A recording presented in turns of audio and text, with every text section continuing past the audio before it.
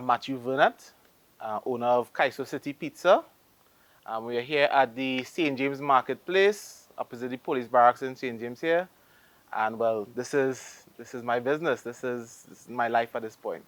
Firstly, I love calypso music. I love soca music.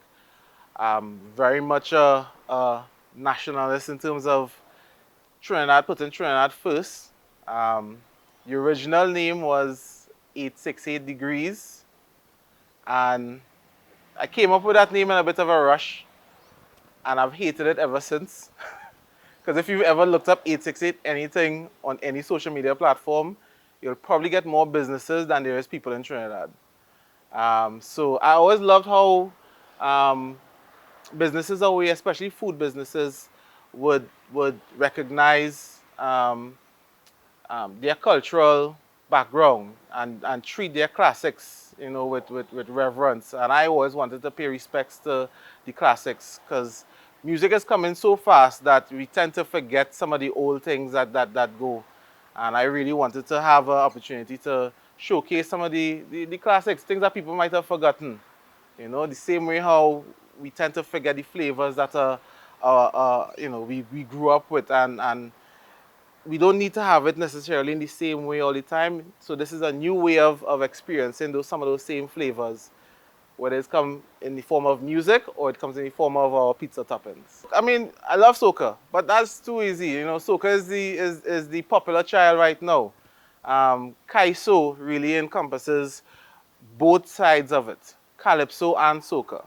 And I really wanted to make sure and keep the calypso near, keep the calypso, you know, going. I try as hard as possible not to give too much attention to the new music because it's going to get all the attention. We need to give some of the focus to some of the classics that have gone by and really try to bring it back. So calypso is a very important. Calypso is the original, just like reggae is to dancehall. So we have to make sure and pay respects to the classics. The love that I have for Kaiso music and the love that I have for certain flavors that I grew up eating, I try to bring that when I'm creating like these pizza toppings that I'm bringing out. So there's a reason why I went with the fried plantain as opposed to like the baked plantain, because I didn't grow up eating baked plantain. I grew up eating fried plantain. I grew up eating smoked herring. I grew up eating, different forms of like bygone and these things.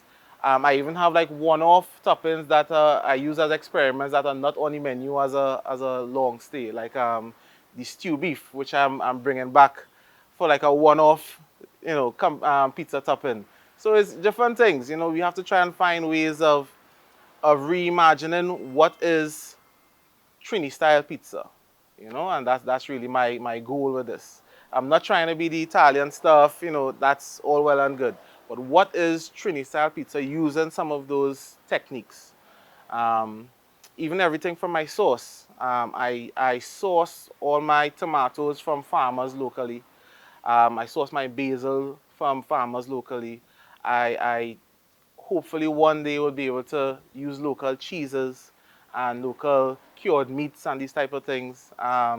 The ham that I use, as opposed to going with the prosciutto and these things, I bake the ham myself Trini style with the cloves and everything. So you get that flavor, you get that nuance of Trini. That's really the goal of it. I've always had a love for food in general. Funny enough, many of the things that I've used in this business really are things that I owned from before just as a hobby. Um, Many people who know me, if they ever guessed that I would have gone into food, would have probably thought barbecue, smoked meats, that type of thing. Um, Pizza would have been second nature. Honestly, I've always been terrible with those. I've only when I started to take this as a serious business did I really get a grasp of how to properly function and how to properly handle those, especially high hydration dose. So it's really just a passion of food that evolved into obsession that evolved into a food business. I grew up in Belmont, proud Belmont resident. My grandmother lived in Mover. I have Grenadian relatives on both sides of my family. food was always, like an opportunity for us to come together. Um, every Christmas, every New Year's, every birthday, every celebration is massive meals cooking. And as soon as I was old enough to really take things on myself, my mother and my grandmother, they basically passed a lot of those responsibilities on to me because they saw that I had a grasp of how to properly take the time to prepare certain things. So I really grew up um, enjoying some of the same flavors that I attempt on these pizzas. And even a lot more that is to come. So as I say, I grew up eating like the fried plantain. I grew up eating like the buljol. I grew up eating the smoked herring and these things. And, you know, at a certain point, we tend to get comfortable and we tend to see things just one-dimensional. And I don't want those things to become one-dimensional. I don't want those things to become run-of-the-mill. The same way how we will run to an Italian restaurant just to have pasta and sauce and cheese, which is, you know, the craft in itself is very important. You need to know how to make these things, but it's still simple ingredients, just treated well. Same way how I would like to showcase local ingredients and local flavors and treat it well on pizza and, maybe other things to come soon. I sit down there probably thinking for like half an hour because I'm trying to build the flavor profiles In your in head, my right? mind. What would go with what and you know now, boy, what would work? So it's like that's like roast corn boy and the beef. That's sounding good. Some onions with that, yeah, that's sounding good. With the Nice. pesto, that's sounding like a bomb combination there. So I was like, yeah, definitely had to try that Well, boy. With if the you little ever shadow benny, oil on top and if you're ever not sure of like definitely had what to it try is you that. want or what, you could just come down and say surprise me or something, and I'll just ask you like what you like and don't like, and make up something nice for you. But also feel free to experiment. So Well, you have a little thing growing here, no? coming in. Yeah, I noticed a nice little setup right here. Yeah. Nice little settings, man. Yeah, nice. Supposedly a fish person supposed to be coming Nice, here and nice, thing. nice. I like the little oven and stuff and again. Hot fresh pizza, boy. Fresh out the You oven. can't go That's wrong why with it. I can't just stand Thanks up there very and the much. pizza. Hey, pizza fresh, you know? All the Thanks best, very my much. guy. Yeah, man. Be safe out there. The Kaiso family as a whole, even the shy ones, they come and they might be a little, skeptical at first, but I warm them up because as I say, I call everyone that comes here as family, because for me it's really not just like a business client or a business customer. I want to get feedback from everybody. If it is you have a particular topping that you're not seeing on the menu that you want me to try, I'm willing to explore it. Give me the feedback. If you didn't enjoy something today, was it too salty, was it too sweet, whatever the case is. So I usually like try to start them off slow. So like if you're accustomed having pepperoni, I would say, all right, try the pepperoni, and instead of going home and throwing a set of ketchup and mustard on your pizza, drizzle a little honey, drizzle a little pepper honey from locally sourced beehives, and just a little change, that little difference is like they realize, wait, now I could experiment, I don't have to be afraid, and they'll try something else later on. So, even the ones that start off skeptical, they always try to be adventurous sometimes at a certain point. And it's really not that outrageous toppings that I'm using. It's not like I'm using, you know, bugs or something like that. It's flavors that we are accustomed to. It's just that we're not used to it in a pizza format. So our social media, pretty simple. Kaiso City Pizza. That's on Facebook, Instagram, Twitter, TikTok. Very simple. Kaiso City Pizza. You're gonna come. You're gonna see a lot of unique photos. Our pizzas are like snowflakes. You're gonna hardly ever see two pizzas looking the same, because we're not trying to be that cookie cutter thing. It's gonna be up to you. What it is you're feeling like. Use the pictures as inspiration, and you create something unique for yourself. So that's Kaiso City Pizza on Facebook, Instagram, and TikTok, and Twitter as well.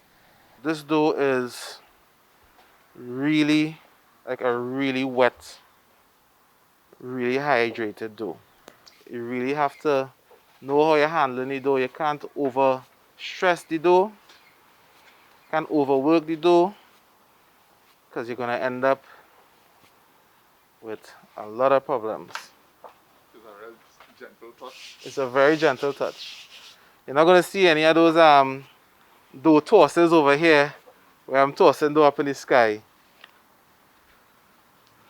And I don't use a rolling pin. The only time you'll see a rolling pin here is for calzones. So this is essentially a raw tomato sauce with some basil and a little salt. So the first time this sauce is going to actually get cooked is on the pizza in the oven. So it's going to cook at a lower temperature for a little bit longer. The lower temperature and the slow cook allows it to really build up that crunch, that satisfying crunch that we like. So there's almost, at the end of it, there's almost no moisture left in the dough. So it really cracks and gives you that satisfying crunch that a lot of us look for. All of our pizzas, outside of the grandma bread pan pie that's going to be coming back soon, other than everything else is thin crust pizzas. Hand stretched thin crust pizzas.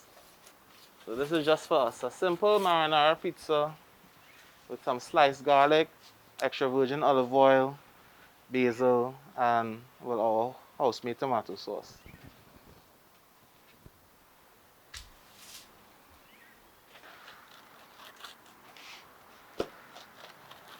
Like, we are so busy trying to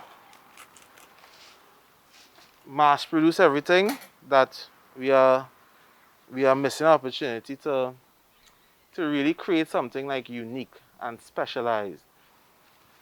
So nice crust.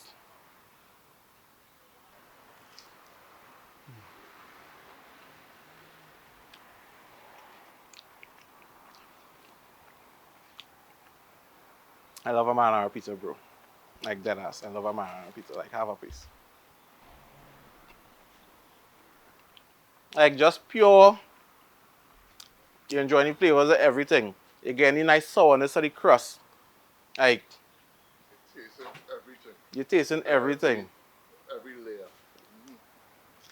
When I say this is like an obsession, it really has been an obsession. Like I have pictures with me and my firstborn son, like looking at a phone, and people probably just tell themselves like we scrolling through social media or something. But I'm like watching pizza making videos. Like he literally born into this, and I'm just there, and he has no idea what he's looking at. He's just seeing lights, but I'm there like trying to figure out like how to get my crust like theirs, and I'm having conversations with him about so you see why we didn't think about this. You know, so it's really been an obsession for me to like even get to this point, and I'm still not where I want to be. Still have far to go, but we get in there. Trinidad, we get in there. Still learning. But Still learning, still learning, and still applying. Like I'm not going to come. I'm not trying to come across like a professional at this. Every day you learn something. Yesterday I learned something about how the doughs perform that I didn't know last week, that I didn't know last year. How my doughs perform now versus how they performed when I first started is like chalk and cheese. So I'm not coming out here to song like, you know, we the best and Kaiso City is the best place to have pizza. Like, nah, like everybody else fight over who's the best. I want to be everybody's favorite. Like place where they come and they experiment with things, and they have they can bring their family and lime and have have a drink, have a good pizza, sit down and say, well, I'm not even sure what I'm feeling for. This is the budget, just make pizzas first and bring it to the table. No problem, I could do that for you. Like a real pizza bar, there's a bar. Come and listen to some Kaiso songs that you ain't hear in ages, make you remember your grandfather and thing, and tell stories about, you had a group here the other day that the guy was talking about his grandfather, how his grandfather used to listen to this, and there was this and cricket in the background.